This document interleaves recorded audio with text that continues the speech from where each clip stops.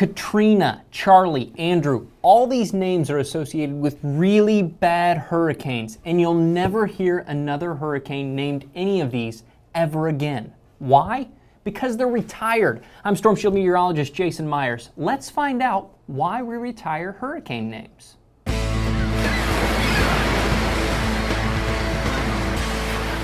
We've been naming hurricanes for a long time, since 1953. But the following year, 1954, we retired the very first hurricane name, Carol. It turns out Carol was the worst storm to hit New England since the Great New England Hurricane of 1938. This storm left 65 people dead, destroyed nearly 4,000 homes, 3,500 automobiles, and more than 3,000 boats. On top of this, crops were destroyed, and all of Rhode Island, as well as parts of Connecticut and Massachusetts, lost power. In other words, this did a serious number on this part of the country and left a bit of an emotional scar for everyone living there. So once the season was over, they retired the name, never to be used again.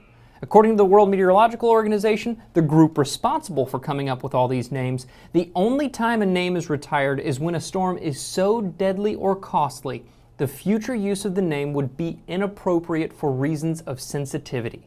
There isn't a set criteria that must be met for a hurricane name to be retired. In fact, a tropical storm was once retired. Allison, in 2001, turned out to be a major flood disaster stretching from Texas to the mid-Atlantic.